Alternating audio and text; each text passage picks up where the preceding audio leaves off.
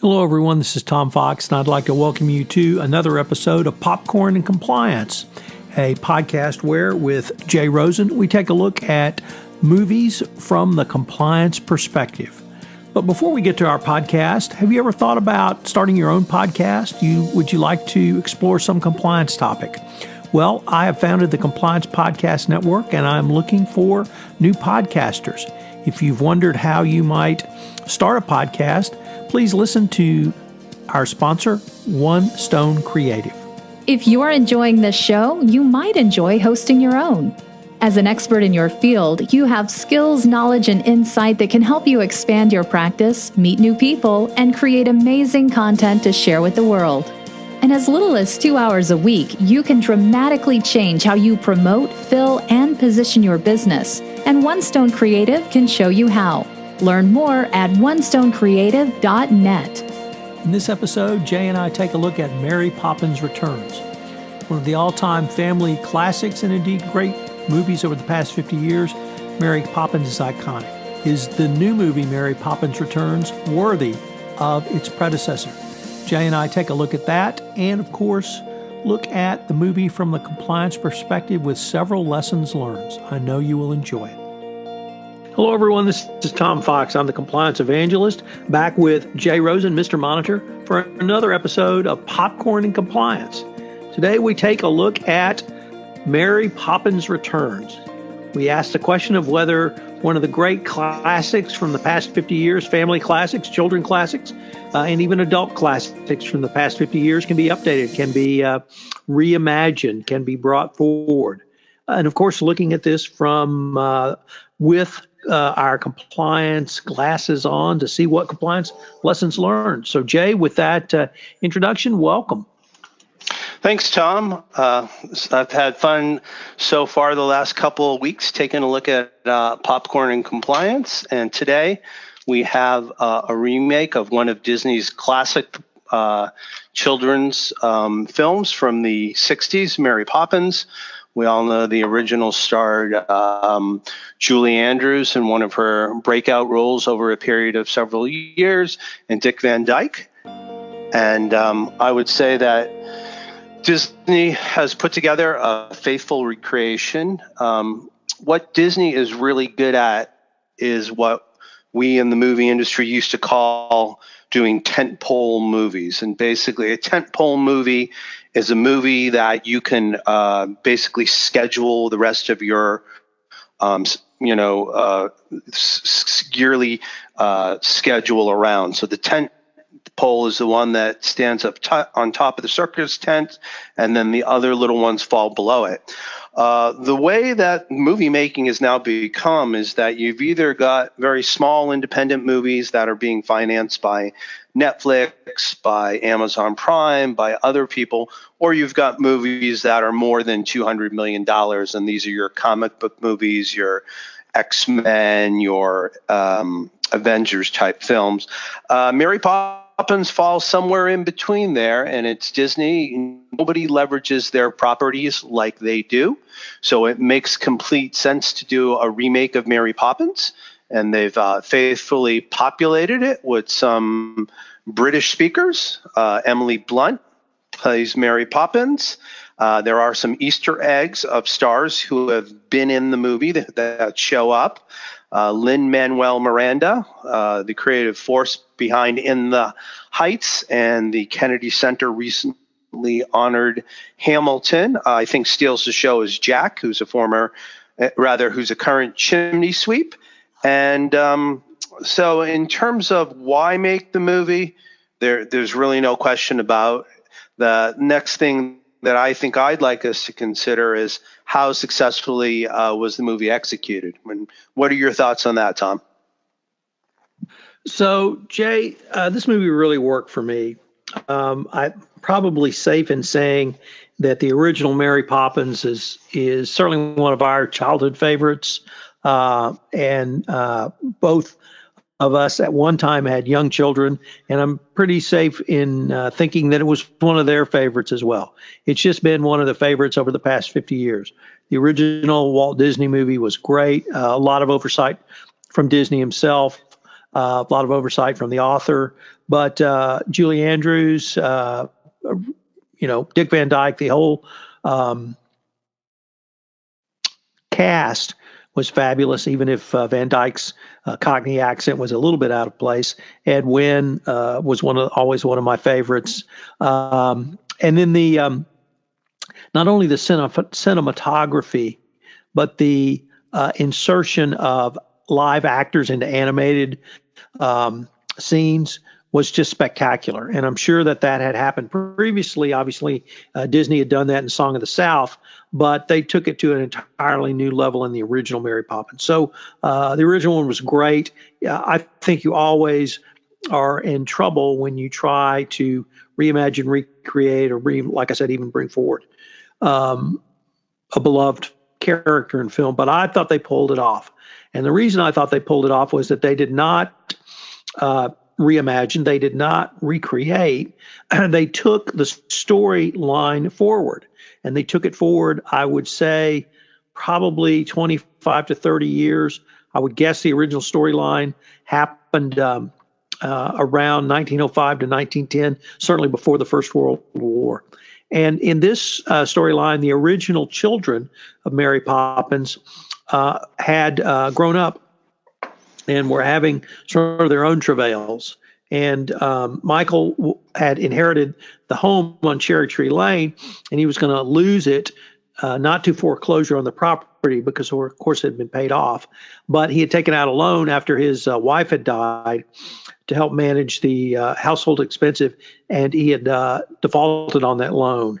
And the bank was going to foreclose on that loan, and the bank was the bank that owned the note was the employer of his father.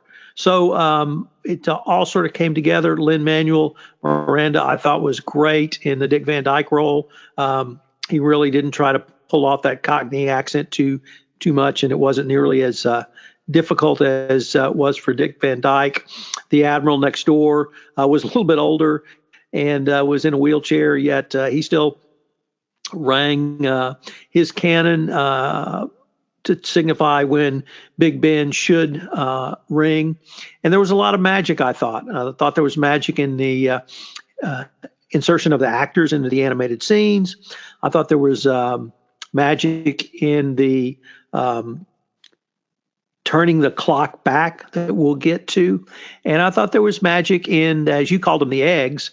But I guess that's you probably need to explain that Hollywood Insider term at some point.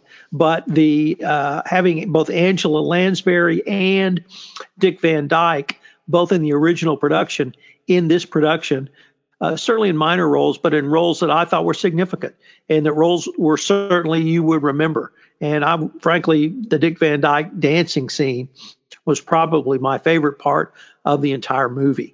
So the movie worked for me. The one thing that, interestingly, my wife insisted the night before we went to see Mary Poppins Returns, we watched the original Mary Poppins. So we were very well versed. I can't name the times I've seen it, but I'm sure it's north of 100, probably south of 500, because my daughter loved the film. And we watched it on continuous loop when she was very little.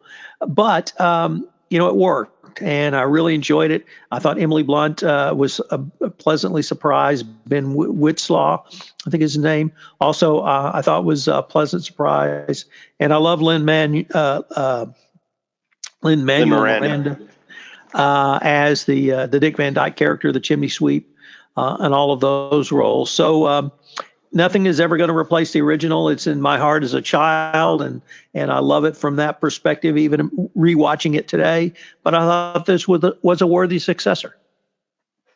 So quickly on the eggs, the official term is Easter eggs. So when you go back and you watch a TV, a DVD or something like that, and a treat that the Easter Bunny would leave behind for you a little bit of a surprise. So if you're, looking at Roger Rabbit and you see, tricks that the animators have done, or there's a certain classroom that a lot of the animators went to at Cal Arts, and that number is frequently into movies by Tim Burton and other CalArts graduates and animators. So Easter eggs are what we should be looking for in these films, little surprises, little tasty morsels.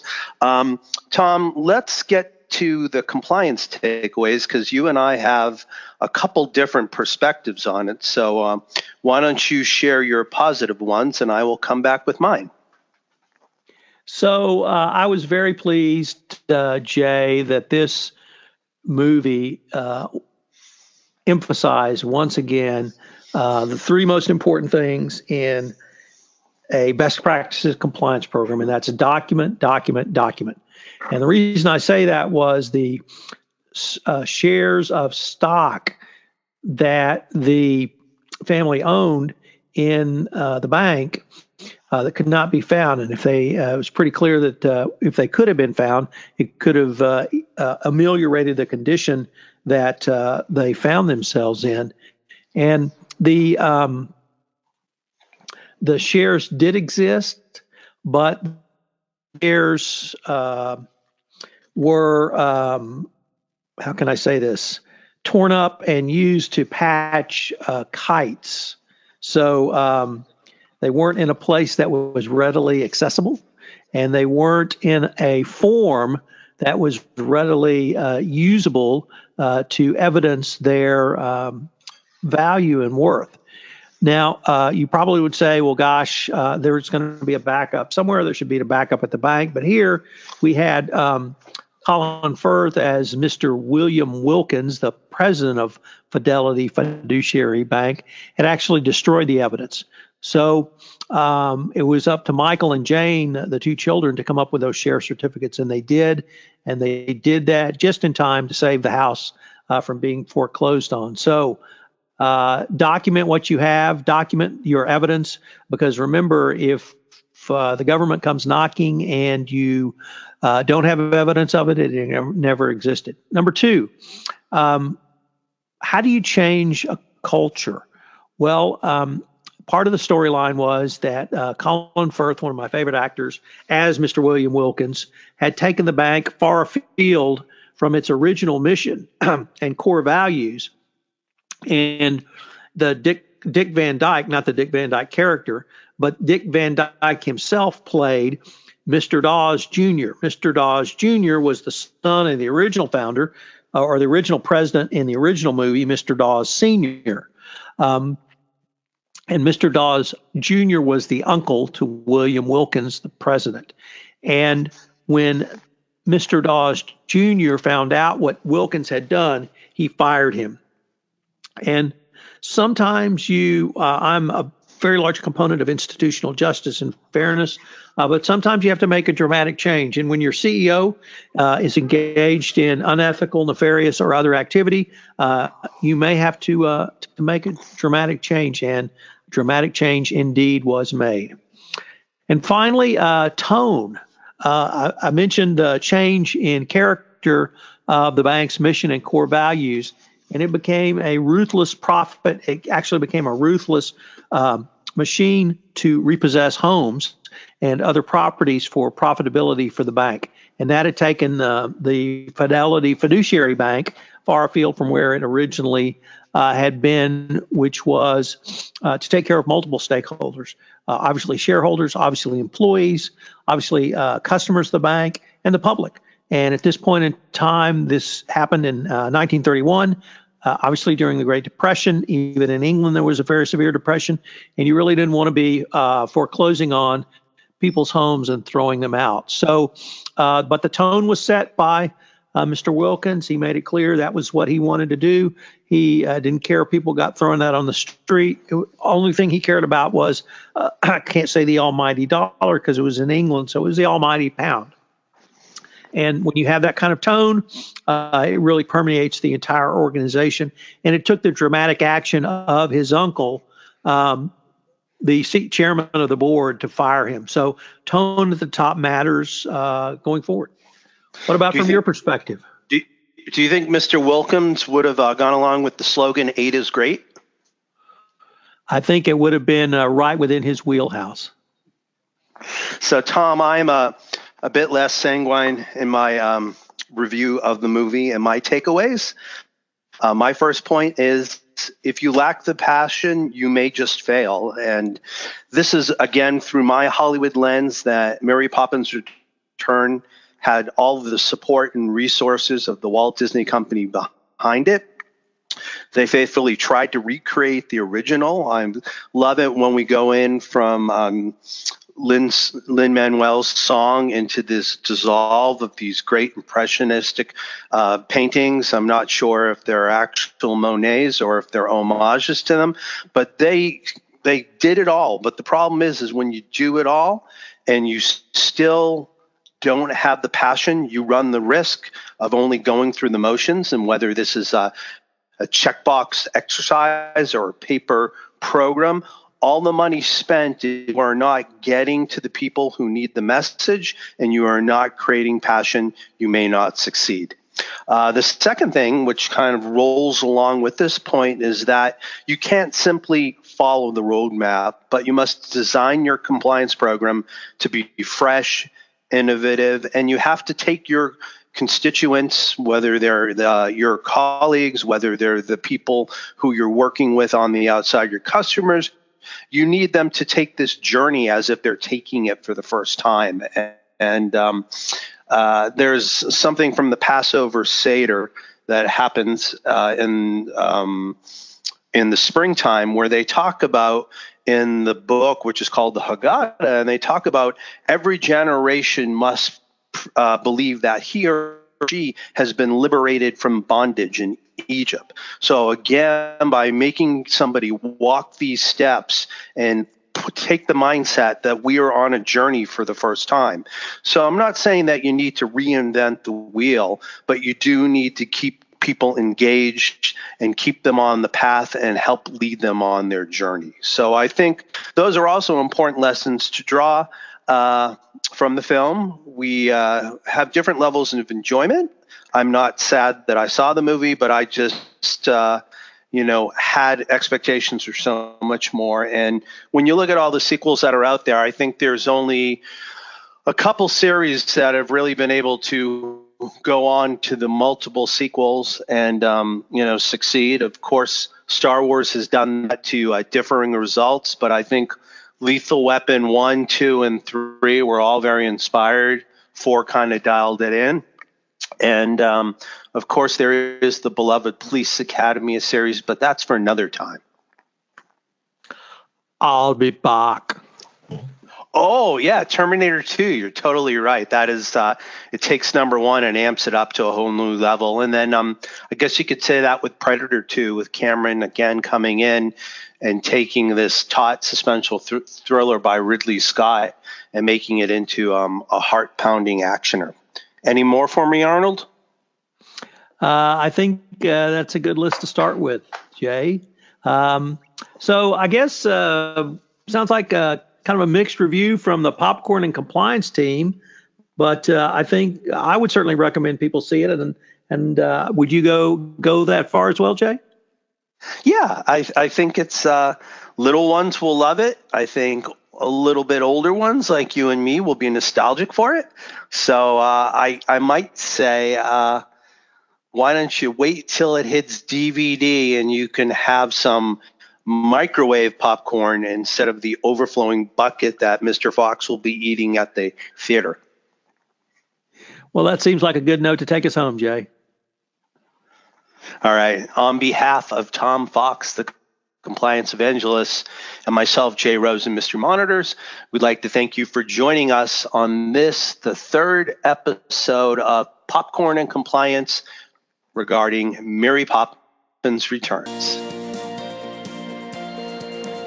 Hello, everyone. This is Tom Fox again. I hope you've enjoyed this episode of Popcorn and Compliance. I hope you will join Jay and I again as we take a look at our next episode, Aquaman. If you have any questions on this podcast, you can email me at tfox@tfoxlaw.com. You can email Jay at jrosen@affiliatedmonitors.com.